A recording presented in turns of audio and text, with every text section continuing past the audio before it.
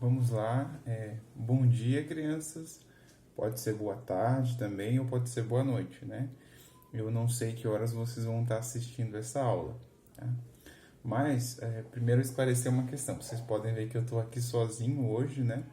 Porque a professora Marília, como a gente acho que já comentou nas outras aulas, ela tá grávida, ela tá cansadinha. A gente fez bastante coisa hoje, então hoje eu deixei ela descansando, preparei aqui a aula, né? E tô aqui para vocês. Com certeza ela gostaria de estar aqui com vocês, né? Para mandar um abraço, para estar aqui compartilhando. Mas hoje ela está descansando e quem vai dar essa aula para vocês sou hoje, tá? A aula de hoje, nós estamos na lição 12. Ela fala sobre a ceia do Senhor. E eu acho que a ceia do Senhor deve ser uma coisa muito interessante para vocês, tá? Porque talvez vocês não saibam ou não lembrem, eu já disse antes que eu fui criado na igreja, tá? Eu nasci, meus pais já eram cristãos, vamos dizer assim, já eram evangélicos, é um termo comum, né? Como vocês também são, vocês vão na igreja, na primeira igreja batista conosco. E eu lembro que quando eu era pequeno, uma das coisas que eu mais queria era poder participar da ceia, né? Quando é que eu vou poder me batizar para poder participar da ceia? Era uma coisa que eu queria, mano. Porque imagina, olha, tem culto, tem ceia, e às vezes eu estava junto no culto da ceia, e eu sabia que eu não, naquele momento que era tão especial, que meus pais valorizavam tanto, às vezes em casa eles diziam, não, hoje é culto de ceia, hoje vai ter ceia. Eu sabia que era uma coisa especial, eu sabia que todo mundo participava e eu sabia que eu não podia participar, porque eu não era batizado. Aí, né, começava a ver os amiguinhos né, da igreja que se batizavam e começavam a participar da ceia e eu não podia. E que negócio é esse? Que eles podem participar dessa coisa tão especial que eu não sei direito o que é e eu não posso. E é bem possível que isso já tenha passado, né, na cabeça de vocês. Por que que meu pai, a minha mãe ou aquele outro meu amigo da igreja pode participar da ceia e eu não posso? Então a gente vai esclarecer um pouco sobre isso hoje, tá? Vamos falar da ceia, começar falando da ceia, assim, de uma maneira simples, tá? Mas antes disso a gente vai fazer uma oração.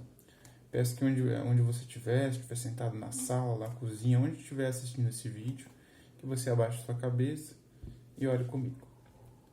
Senhor, meu Deus, meu Pai, obrigado por esse dia, Senhor Jesus. Obrigado por essa oportunidade de ensinar a Tua palavra a essas crianças e assim também aprender do Senhor.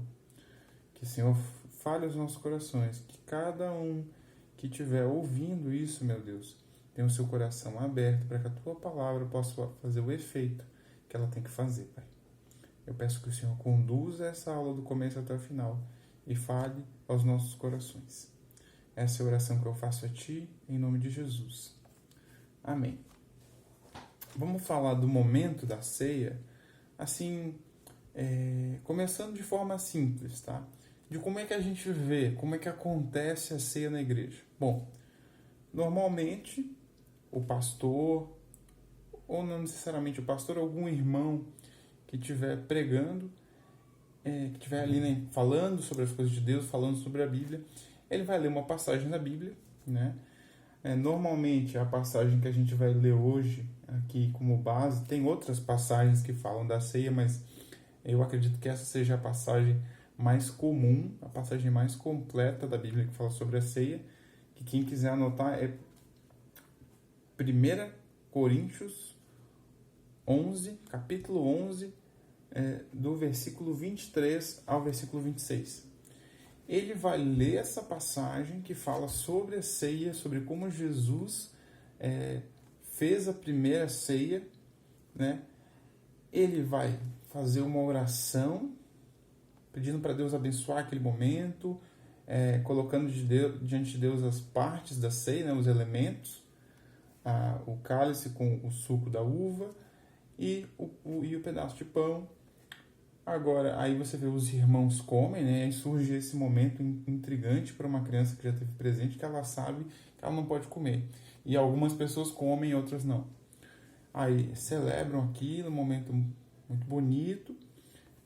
Muitas vezes é feita uma oração nesse momento depois. E é mais ou menos assim que a gente vê a ceia na igreja, né? Mas vamos começar fazendo uma pergunta, né? Por que nós fazemos isso? Por que nós fazemos a ceia? A igreja, né, faz a ceia assim porque deu vontade, porque deu na cabeça? Não. A gente faz a ceia porque Jesus ordenou, tá? Eu vou ler com vocês agora esse texto que eu falei de 1 Coríntios 11, do 23 a 26. Vamos lá, acompanhem comigo aí. Quem tiver Bíblia, pode abrir. Se quiser dar uma pausinha no vídeo, vai lá, abre a Bíblia e acompanha e depois dá o play, tá? Vou dar um tempinho para vocês. Vamos lá. Olha lá, 1 Coríntios, o capítulo 11, do versículo 23 a 26. Talvez na versão de vocês seja um pouquinho diferente, na tradução de vocês. Porque eu recebi do Senhor o que também vos entreguei, que o Senhor Jesus, na noite em que foi traído, tomou o pão e, tendo dado graças, o partiu e disse: Esse é o meu corpo, que é dado por vós. Fazei isso em memória de mim. Por semelhante modo, depois de haver ceado, tomou também o cálice, dizendo: Este é o cálice da nova aliança no meu sangue. Fazei isso todas as vezes que o beberes em memória de mim. Porque todas as vezes que comeres o pão e beberes o cálice, anunciai a morte do Senhor até que ele venha. Tá? O versículo diz assim, a resposta da nossa pergunta está aqui no versículo 24. Fazer isso em memória de mim. Jesus ordena, né, fazer isso. Fazer isso o quê? Ceiai, partir do pão e tomar do suco da videira, né? Então, o que acontece? Por que a gente faz isso? A gente faz isso primeiro porque é uma ordem de Jesus, né? Pensa se Jesus aparece para você e diz assim, vai até a esquina. Você vai, porque Jesus, o Deus Todo-Poderoso, lhe ordenou. Então, o simples fato de ser uma ordem de Jesus já é o suficiente. Então, por isso que nós chamamos, é muito comum, nós chamamos isso de uma ordenança, porque é o cumprimento de uma ordem, né? E no caso, uma ordem dada por Jesus. Mas, né, qual o significado, né? O que tem por trás, né? Jesus mandou isso por mandar, porque ele é autoritário. Vamos ver o significado da ceia do Senhor. O que acontece?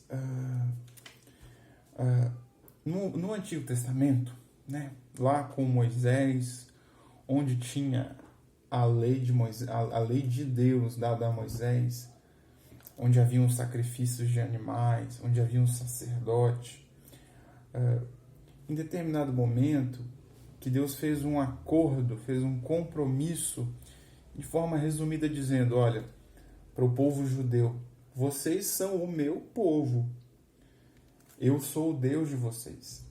Se vocês me obedecerem e seguirem os meus caminhos, fazerem a minha vontade, eu vou abençoar vocês. Se vocês não fizerem o meu caminho e me desobedecerem, eu vou amaldiçoar vocês. E como selo desse acordo, ou seja, vai ser assim que vai ser, essas são as regras, Moisés, em determinado momento, ele pega o sangue de animais e ele joga, ele asperge, como quem, né, põe a mão dentro de um pote e joga água, assim. Só que no caso o sangue, e esse sangue como se fosse a assinatura de um contrato, ele firma, agora está firmado, essas regras, esse contrato, essa aliança está valendo, né? Uma aliança, como uma aliança de casamento que diz, olha, a partir de agora, você e você estão casados, como que diz, agora Deus e esse povo têm um compromisso. Só que era essa aliança de Moisés.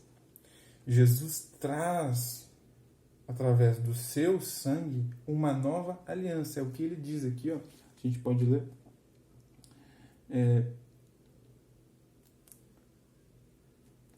Aqui. Este é o cálice da nova aliança no meu sangue. Ou seja, O sangue de Jesus é esse símbolo que fecha o contrato. Qual que é o contrato?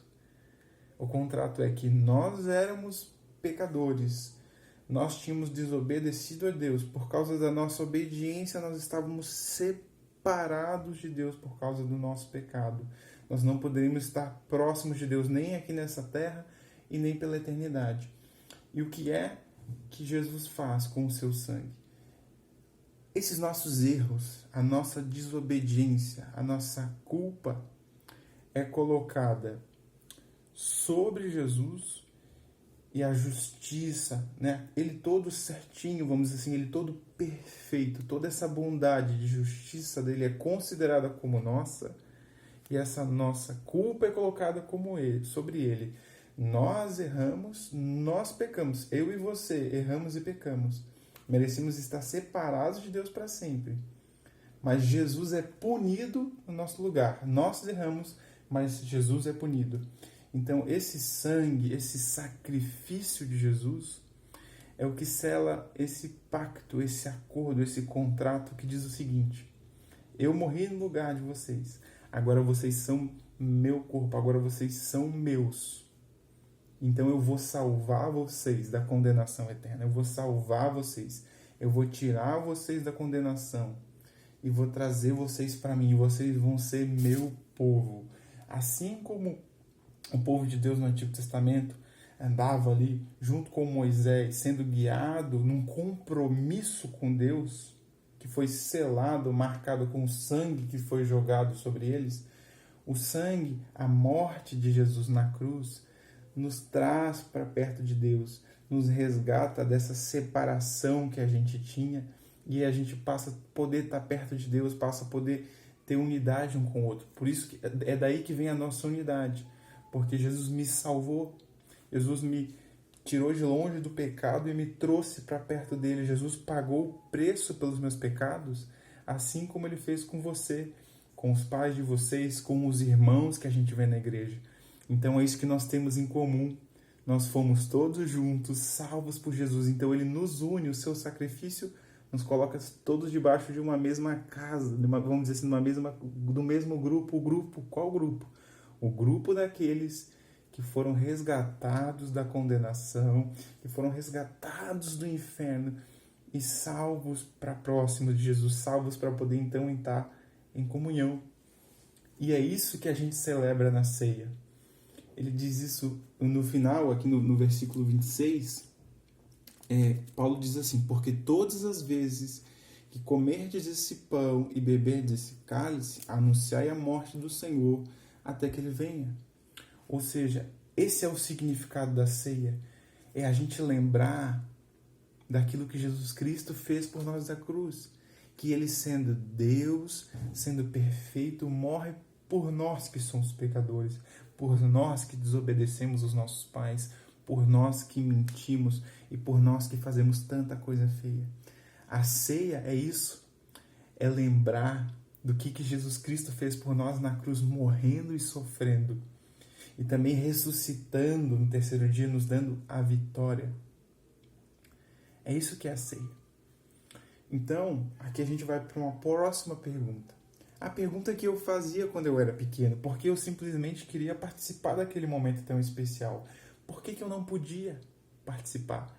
Aí surge a pergunta: quem deve participar da ceia e quem não deve participar da ceia? Bom, quem deve participar da ceia é quem entendeu o que eu acabei de explicar. Entendeu que Jesus morreu no seu lugar na cruz. Entendeu que é pecador, que desobedece os pais, que mente, que faz tantas outras coisas feias, que comete tantos outros pecados. Quem entendeu isso é para essas pessoas, foi por essas pessoas que Jesus Cristo morreu, e são essas pessoas que devem participar da ceia, porque elas estão novamente lembrando, novamente reconhecendo os seus pecados, novamente lembrando do maravilhoso sacrifício, da maravilhosa morte de Jesus no nosso lugar, da morte de Jesus pelos nossos pecados. Aí vem uma outra pergunta: professor, se são esses que devem, quem são os que não devem participar da ceia? Bom, crianças, não deve participar da ceia quem não entendeu isso. Quem não entendeu isso, quem não reconheceu que é pecador, quem não reconheceu que precisa do sacrifício de Jesus, não deve participar da ceia. A gente não deve querer participar da ceia porque todo mundo está fazendo, porque é uma coisa bonita, porque meus pais podem e eu não posso. Não, a gente deve querer participar da ceia para querer, junto com outras pessoas que também foram salvas por Cristo, que entenderam o que Ele fez lá na cruz, se alegrarmos na maravilha que Ele fez por nós. Se entristecermos também, é uma mistura de tristeza e alegria, porque a gente também se entristece de ver que o nosso precioso Jesus foi morto na cruz. Então, a gente deve sim, se a gente tem esse desejo de participar da ceia, de se batizar e participar da ceia, deve ser por um motivo. Pelo motivo de reconhecer que Jesus é precioso, que nós amamos Ele muito, e que se não fosse Ele ter morrido na cruz por nós, nós não alcançaríamos nunca a salvação. E o último motivo de nós celebrarmos a ceia é que, além de lembrar que Ele morreu no nosso lugar, a gente tem que lembrar que um dia Ele vai voltar. A Bíblia diz assim, no final do versículo 26, né, 1 Coríntios 11, do 23 a 26, agora o finalzinho do versículo 26, diz assim: anunciais a morte do Senhor até que Ele venha. A gente está anunciando que Jesus morreu por nós na cruz, mas que um dia esse que morreu por nós na cruz vai voltar para tirar a gente desse mundo que tem sofrimento, que tem dor, e levar Ele para estar junto dele. É isso, crianças. Um dia, todas as pessoas, inclusive você, se você se arrepender dos seus pecados, se você reconhecer que você é pecador e entender que Jesus Cristo morreu para substituir você, que você pecou e Ele morreu para te substituir, Ele pagou a tua culpa, Ele pagou pelo teu pecado, pelo teu erro, os que tu já cometeu e que tu vai cometer. Quem entender isso e receber Jesus, um dia vai poder, quando Ele voltar, ser levado junto com Ele para estar no paraíso, se alegrando junto com Jesus, conhecendo Ele, em um lugar que não vai ter dor, que não vai ter tristeza, que não vai ter coronavírus, que não vai ter nada disso, que não vai ter doença, que não vai ter morte, que não vai ter fome. Um local maravilhoso, que é o céu, que é toda a eternidade, sem fim, com Deus. Então é isso. Eu queria, se tem algum pai me assistindo, pedir: papai, mamãe, ou até mesmo as crianças, falem para o papai, se o pai e a mãe não estão agora assistindo o vídeo, se vocês se sentiram tocados por isso. Coloquem: olha, pai, eu senti que realmente eu quero me arrepender dos meus pecados, eu quero confiar em Jesus para me salvar, para eu poder um dia estar com Ele no céu. E orem por isso junto com seus pais, tá?